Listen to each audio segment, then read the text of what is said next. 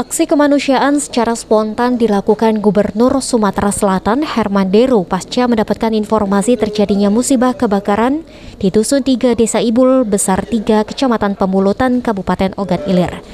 Di mana pada Minggu siang Deru langsung menginstruksikan jajarannya untuk segera meninjau lokasi tempat kebakaran yang dikomandoi oleh PLH Sekda Sumsel Ahmad Najib yang secara langsung memberikan bantuan gubernur bagi para korban kebakaran.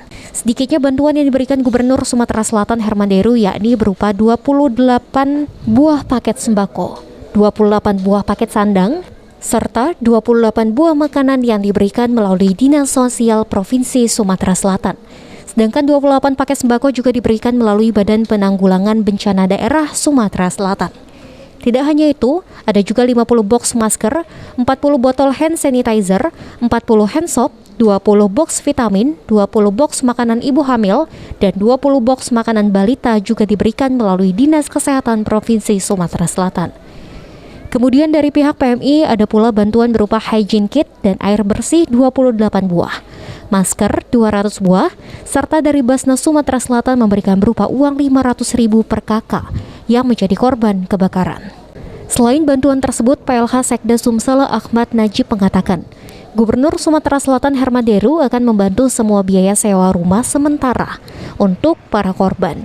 Bantuan tersebut akan diberikan setelah dilakukan pendataan terhadap korban oleh Basnas Sumsel.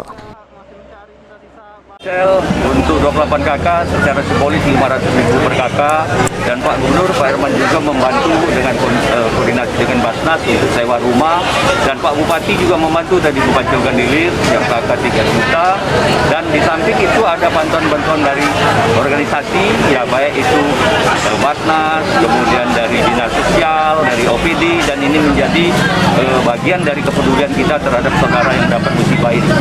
Kalau untuk bangunan rumah sendiri Pak, ada rencana? Ya karena kondisi sekarang kan tidak memungkinkan, ini kan kita membangun dalam wilayah-wilayah yang tahu di wilayah yang dekat proyek bantar badan jalan, dan ini menjadi hal untuknya bagi Kabupaten Ogan Ilir untuk penataan lebih lanjut, dan ini menjadi hal yang kita sama-sama pahami bahwa untuk menjaga lingkungan dari kebakaran maupun dari hal-hal yang berkaitan dengan masalah musibah ini adalah tanggung jawab kita. Dari informasi yang dihimpun, kebakaran terjadi pada Sabtu petang yang menyebabkan 22 unit rumah menjadi arang. Kebakaran yang menyebabkan 28 kepala keluarga kehilangan tempat tinggal tersebut diduga berasal dari korsleting listrik. Oktal Farizi, PAL TV.